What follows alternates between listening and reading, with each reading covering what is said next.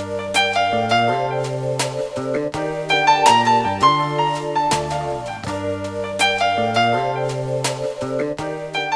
child that has a claim for personal injury oftentimes will have to be represented by a guardian ad litem, and that's just a fancy name for a person that's appointed by the court to act in the child's best interests, and that person actually has authority then to file a lawsuit on behalf of the child.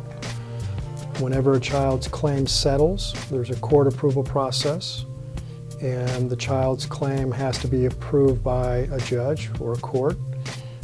In that situation, a person known as a guardian ad litem is appointed by the court to investigate the settlement and then make a recommendation to the court on whether that settlement should be accepted or not.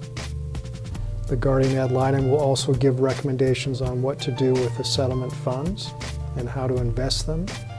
Typically, there's three options: a blocked account, an annuity purchase, which will provide the child with a stream of income over a period of time after the child turns age 18. And the third option would be a trust account. The trust account usually is reserved for large settlement funds, usually in the range of $200,000, $300,000 and up. The statute of limitations for children is tolled, which really means continued, until the child turns 18. So in Washington, for personal injury claims, most personal injury claims, the statute of limitation is 3 years. Once the child turns 18, then the child has 3 years to settle the claim or file a lawsuit. So in reality, the child will have until age 21 to settle the loss or to settle the claim or bring the lawsuit.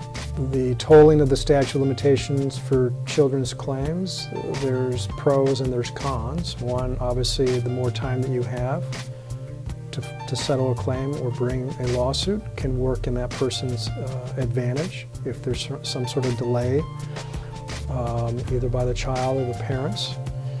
However, the tolling can also work a disadvantage in that if the child is young when the claim arises, oftentimes it's better to resolve that claim sooner rather than allowing the child to wait until the child turns 18, because the older the case gets, the more difficult it can be to prove various elements of the case.